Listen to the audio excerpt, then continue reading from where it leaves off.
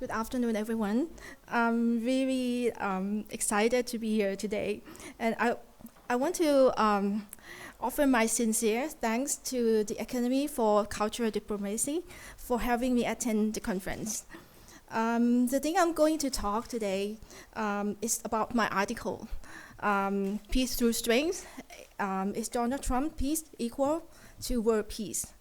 But before we start, I am very aware that talking about Donald Trump and his policy is a very sensitive topic.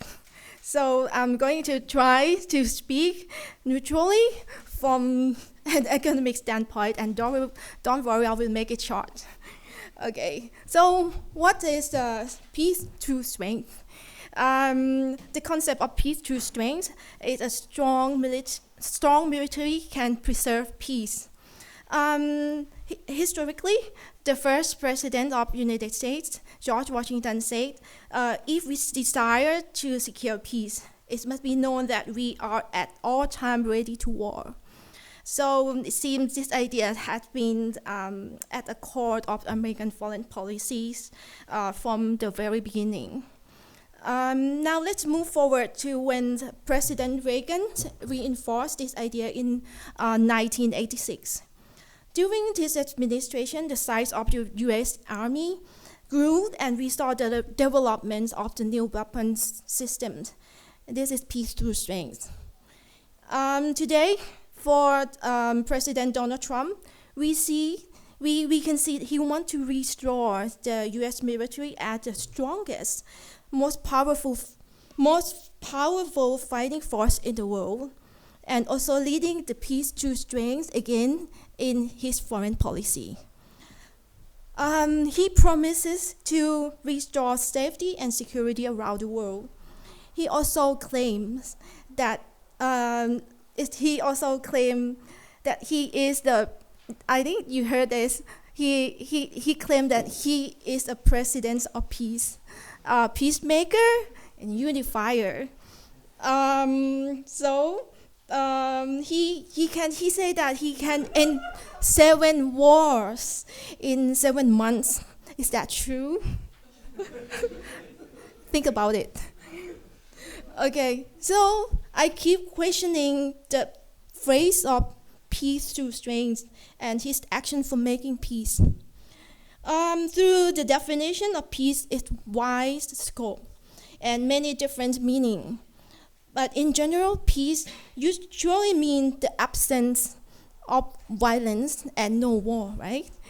It's clear to me that Donald Trump's idea of peace is quite different from this. So let me give you some example. Last May, during the Israel and Iran conflict, the U.S. supported Israel by striking Iran nuclear facilities. This forced Iran to pause the conflict and to negotiate. At that time, Trump claimed to have negotiated a ceasefire between Israel and Iran following 12 days of fighting. And also the next example, now in the case of Thailand and Cambodia's border conflict in July, I will offer you this example from my perspective as a Thai national. This is an example of peace due to pressure. When Trump threatens to end trade negotiations and impose tariffs of 36% on both countries. So, as if by magic, both countries agreed to ceasefire agreement. And tariffs are down to 19%. Do you believe it or not?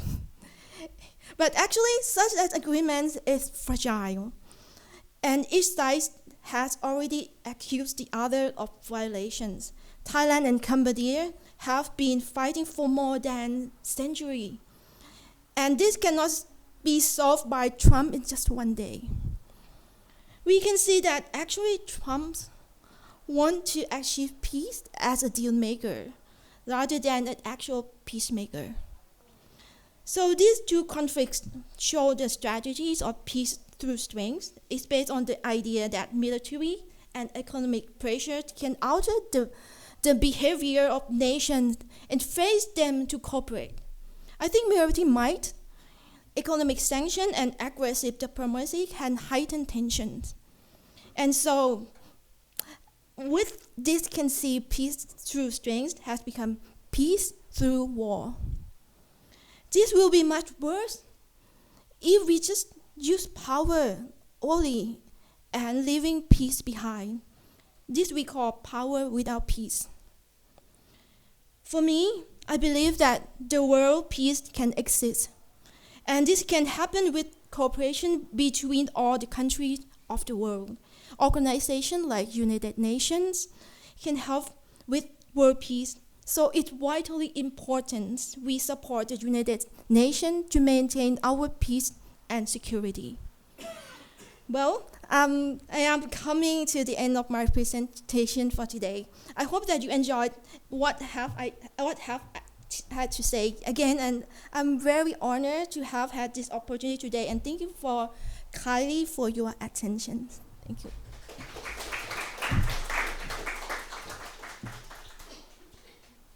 Much. And since you've kept it brief, I'm sure we do have some comments and some questions. Let's have maybe an open discussion. Maybe if you could sit on the red chair is ideal. Oli, could you maybe join her up there, and then we'll see what kind of a discussion and a debate. Of course, very, very big topic. As always, if you could raise your hand and then briefly introduce yourself when making a comment or a question, this is a good chance for us to have some interactive exchanges. So who would like to go first?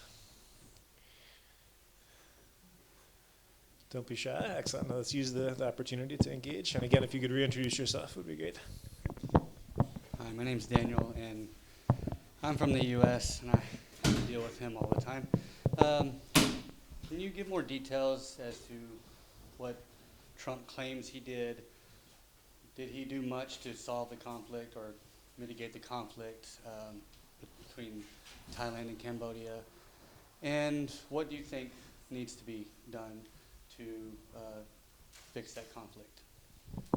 Okay, for the border conflicts of Cambodia and Thailand, I think this is like a long history. This is a complicated conflict. So I feel like, okay, what Trump did is just like he just phone call to Thai Prime Minister and call to the leader of Cambodia and, okay, let's come to talk. And at that time, it's about the tariff that he imposed us, and I think in Cambodia also the same. It's very high rate, 36%. So actually, we like developed countries, we quite frightened by the rate. This rate, it's very high. So we try to approach Trump administration, but we don't have a chance to do that. So this is like a good chance that he called us first, and so but we have to accept that. For me, this is like they pressure us to do that. So we start talking to Cambodia, and then we send this conflict to ASEAN. But anyway, he claimed that he can solve the problem. He can end the war already. But for me, it's not yet. Okay, let's continue. You're first. Good afternoon, Professor. Thank you. That was a very enlightening speech. Now, there's an old proverb that says, repeat a lie 100 times and people start to believe it. Donald Trump, in the recent months, has repeatedly in multiple press conferences claimed to have solved the 7 wars, which you also made reference to. As an Indian, I come from India.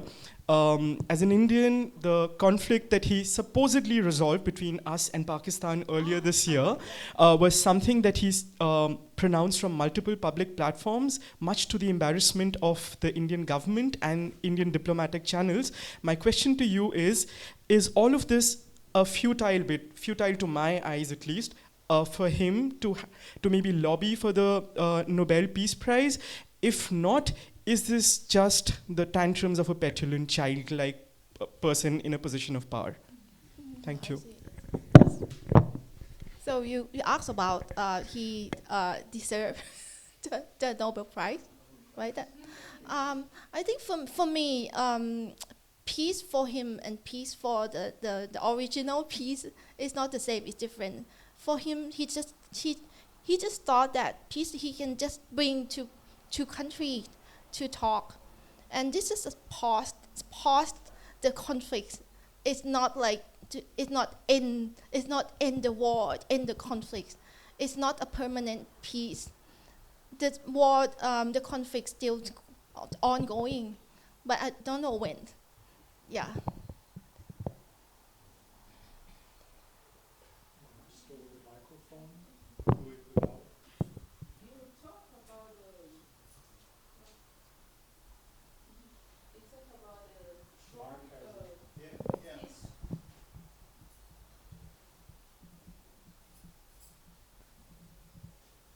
You talk about Trump peace Peacemaker peace strategy. strategy. Relies on pressure. Do you think this is going to backfire? To what? To backfire? Fail. Fail? Fires back. Unintended consequences. It's fail? Yes, it's going No, to not There's have a- the fail, but consequence. It's like, he shoots in one direction and backfires means that it hits him back. oh, yes, but maybe not now.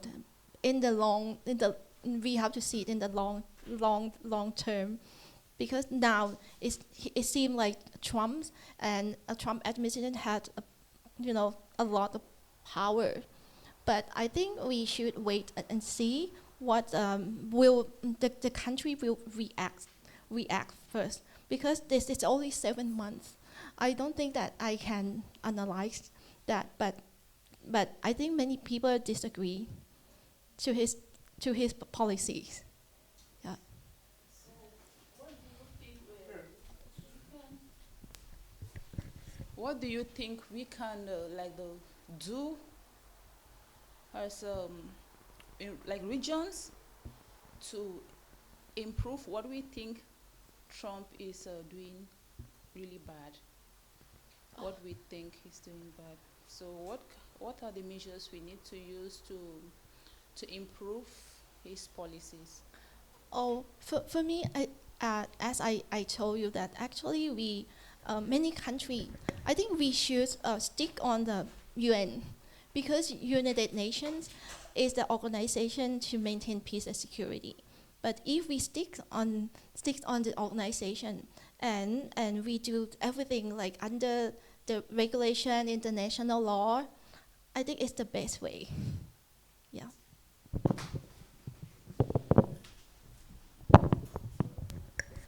Hello, Professor. I am from the US as well. My name is Grace, and I can only offer my American perspective. You had mentioned that several people in the US disagree with him, and I can say that that's certainly true. But throughout his campaign, first in 2016, and then also for his this recent election, one of his main points was that he was going to stand up to such dictators in Asia, such as authoritarian figures in China and also in Russia. As we can see, unfortunately, that has not been the case. In fact, quite the opposite has happened, especially in the case of his relationship with Vladimir Putin.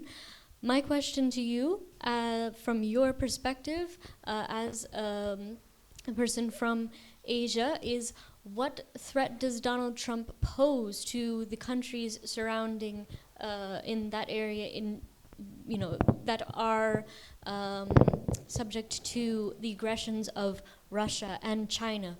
What does Donald Trump's presence and his lack of effort to stop authoritarianism in China, what does that mean for the surrounding countries? So what I can describe is like for me in ASEAN country now we concerned about the conflict about and also a competition about the relationship about U.S. and China. So it seems like now we kind like we have to choose, to have to take sides. This is like we feel like we were pressured by the Trump, and also at the same time China. So we cannot. It seems like they want us to take sides, but it's impossible that let's say Thailand, we cannot choose that because we have a long relationship. It's a good relationship with China and United States. So it seems to me that it's very difficult, and even my government, how to make the Thai policy to protect our interests is very difficult.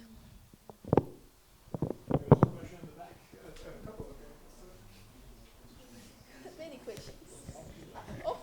Hello, I'm Amina Saman from Afghanistan. I have two questions. The first one is this, do you think that Trump follows strength through peace approach? And as you know better that currently the Bagram Air Base in Afghanistan is a hot issue, and Trump wants to take over back the Bagram Air Base, and Taliban are not agreeing with this issue. And even he said in one of his statements that if they won't allow us to take over the Bagram Air Base, so it will have bad consequences. What do you think about the consequences? What does he mean by that? And the other one is thus what do you think, or from your point of view, that what's the difference between Trump and the previous US president and ending the conflicts in the world? Thank you so much. Okay. Was it clear? You told. Yeah, first one was this, that I'm sorry, I'm learning German now. That's why it's. What do you think that Trump follows an approach which is strength through peace through strength, because he's giving warning to each country who are not accepting his demands. One of the example is this air base of Bagram in Afghanistan, that Trump wants to take over back the Bagram air base in Afghanistan. And even he said that if the Taliban didn't agree with us, so it will have a bad consequence for them. The other one was this, that what is difference between Trump and previous presidents and ending the conflicts? Oh, I see. Thank you so much. Okay, you mean Biden? Do you mean Biden administration? Obama? Okay, so let me explain in the style of the political party, Democrat and Republicans. It's different style. Because of Republicans, it seems like they use the unilateral things. You need unilateral acts. But the Democrat Party, it seems like they try to use how to use the multilateral acts. Like they try to use the try to cooperate and with alliance, and also the international organization with NATO, like that, to end the conflict. So it's so now it seems like Trump tried to do everything by himself. Like, okay, he want to do this, he want to do that, unilateral acts. So this is like I think the world concerned about this, because it's beyond the international law, beyond everything that any agreement. He can do everything, because it seems like might is right for him. Yeah. And the consequences about the airbase? What's with what? Consequences about the airbase, right? What? That he wants the airbase back, and what he meant by consequences. Oh, consequence. I'm sorry. I'm not an expert like the Middle East. I'm sorry. I think we have time for one final question in the back, because we're a little bit over time. We have the ambassador in the chat coming in for our class. If you're brief, we can take too brief. You guys promise to be brief. Hello and good afternoon. This is Zarifa Karimi from Afghanistan. My question is similar with my colleague, but it's much clear. As you know, nowadays there is a hot negotiation from Trump's side in handovering back the background bases to U.S. My question is that can this statement be considered serious with potential practical, or it is similar with the other controversial remarks of Donald Trump, like merging Greenland and Canada to U.S. Thank you. No, I'm sorry. I'm not familiar with Afghanistan or Middle East, but under the questions. I'm sorry. Really short, and one more short question because we are a little bit over time. My name is Valerie Anchang. I'm from Cameroon. It's not more of a question, but it's more of a comment because I'm a very big fan of Trump. So I think Trump have two way of functioning. First of all, he's a man who wants peace, but at the same time, he's being so realistic about the geopolitical tendency in the world. So I can name a lot of examples about peace building from Trump. I think he mentioned one between his country, India and Pakistan. I can also mention the peace tendency he built between Congo and Rwanda. We know what is going on there. I can mention also what he's doing between Ukraine and Russia. We saw how he shifts from supporting Russia recently to supporting Ukraine because he wants to force Putin to come to the negotiation table. So the main things he's doing. But at the same time, he's being realistic because American economic has been stuck for the past years. And China wants to take over the world. The same thing with Russia, the same thing with India. What am I doing? He's not sleeping. He needs to use a different strategy of trying to make the world come to him to plead him. That's why he's using the economic war against many countries in the world. So for me, Trump is doing a great job. I'm sorry, but that's just my comment. For me, it's not about president. Okay, thank you. Thank you. Would you like to respond, or? No, that's okay. Okay. Well then, in that case, let's first of all express our sincere gratitude. Thank you very much for the presentation. Thank you very much.